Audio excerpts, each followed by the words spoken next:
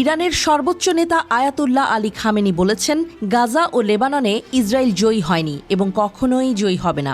ইরানের revolutionary guard কোরের সদস্য স্বেচ্ছাসেবক গ্রুপ বাসিজের এক সভায় মধ্যপ্রাচ্যের চলমান উত্তেজনা প্রসঙ্গে খামেনি এই কথা বলেন।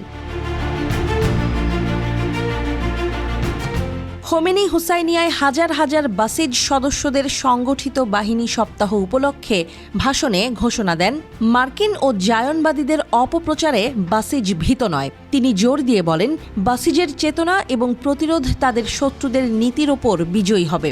তিনি বাসিজকে একটি স্কুল এবং একটি আদর্শ হিসেবে বর্ণনা করেন।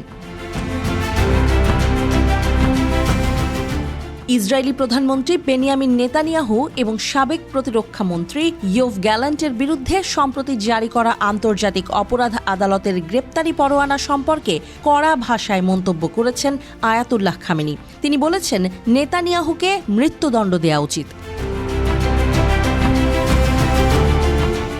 ইরানের সর্বোচ্চ নেতা খামেনি আরও বলেন, বেশ কয়েকজন বিশিষ্ট ইরানি বিজ্ঞানী যারা ইসরায়েলের হাতে নিহত হয়েছিলেন তারা বাসিজ সদস্য ছিলেন। তিনি ঘোষণা করেন, বাসিজ অবশ্যই ইহুদিবাদী শাসনকে ধ্বংস করবে। বাসিজের প্রস্তুতিকে শক্তিশালী করতে, সংগঠনটির সম্প্রসারণ করতে এবং ধারাবাহিকতা বজায় রাখার গুরুত্বের ওপর তিনি জোর দেন।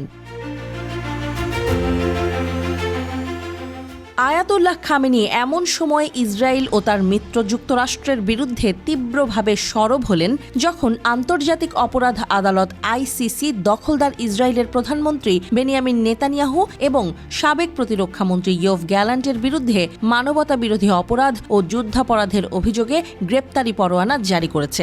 গাজার যুদ্ধের বিষয়ে এই পরোয়ানাকে আইনি পদক্ষেপের একটি উল্লেখযোগ্য বৃদ্ধি চিহ্নিত করা হচ্ছে। আইসিসির 124 সদস্য রাষ্ট্র তাদের ভূখণ্ডে প্রবেশ করলে নেতানিয়াহু এবং গ্যালান্টকে গ্রেপ্তার করতে বাধ্য। আইসিসির এখতিয়ারকে চ্যালেঞ্জ করে ইসরায়েলের আপিল সর্বসম্মতভাবে প্রত্যাখ্যান করার ঘোষণা দিয়েছে সংস্থাটি। আইসিসি বলেছে যে যুদ্ধের পদ্ধতি হিসেবে প্রতিপক্ষকে অনাহারে রাখার মতো যুদ্ধাপরাধের অপরাধমূলক দায়ভার বেনিয়ামিন নেতানিয়াহু এবং ইয়োভ গ্যালান্টকে দেয়ার যুক্তিসঙ্গত কারণ রয়েছে। সংস্থাটি আরও ইঙ্গিত করেছে যে তারা দুজন ইচ্ছাকৃতভাবে এবং জেনে শুনে গাজার বেসামরিক জনগণকে খাদ্য, পানি, চিকিৎসা সরবরাহ এবং জ্বালানি সহ প্রয়োজনীয় সুযোগ থেকে বঞ্চিত করেছে।